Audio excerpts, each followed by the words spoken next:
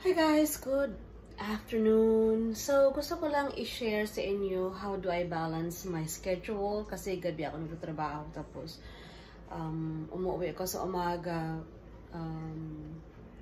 Tsaka ko inaasikaso yung mga bata pagpasok sa school. So, medyo ano yung time. So what I do is I pre-cook their kasi bukas yung kanilang babaonin is pasta, macaroni with butter and salt. Yun lang. Ayos na kanila yun. Tapos I prepared their snack already. It's already in their lunch boxes. Justin's gonna have his muffin tops, and then Ava will have her crackers na may cheese. Yan yung kanya kay Ava. Tapos niready ko na yung kanilang ito, nag-stay na warm yung food until lunchtime. So ito yung ginagamit ko para sa kanila. Ito yung kay Ava bukas.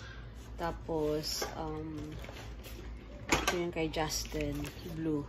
So yeah.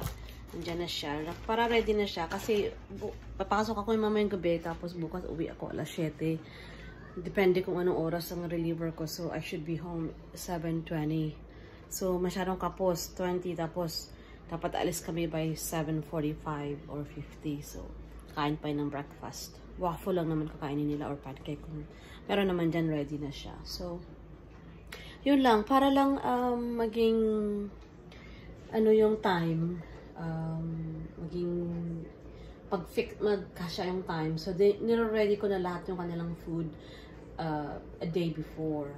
Or, piniprepare ko na para pagdating ng umaga. Tapos, yung kanilang mga clothes, nakalagay na sa bed. So, when they wake up in the morning, magbabrush lang sila ng teeth. Kasi before they go to bed, they could take a shower or wash up everything, and tapos ready na sila. Tapos the next day, the morning, well, anito yung tatay nila, sabi, tinutulungan sila naayos ng sa morning. Si Ava, siyempre, inaayos ko yung buhok nila bago sila pumasok. So, naka-ready na yung kanilang mga clothes sa bed.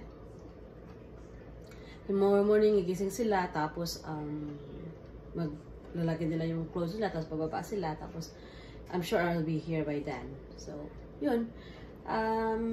Lahat nire-ready ko na kasi ang hirap, alam mo yung kapos ka ng time. Tapos after that, ihatid namin si Justin sa school niya, tapos si Ava afterwards. Si Ava medyo may ng time. After that, papasok na naman ako sa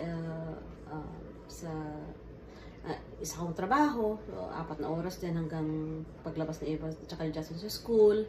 Tapos papasok na ako sa gabi. So medyo talagang talaga yung aking schedule. So pag nasa bahay naman ako, nagluluto ako ng mga lutuin, tapos naglalaba, naglilinis, mga nililigpitin.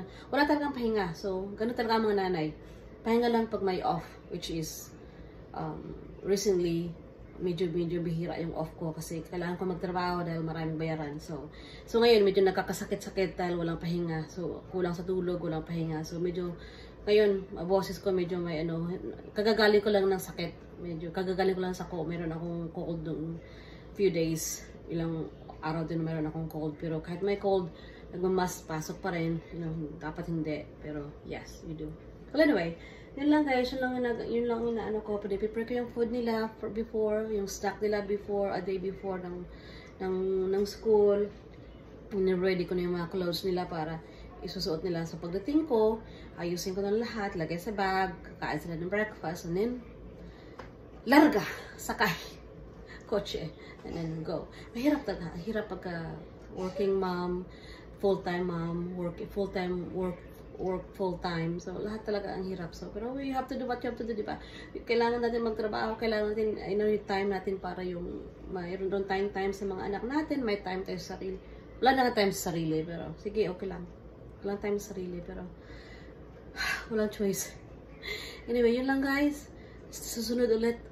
Good day. Bye.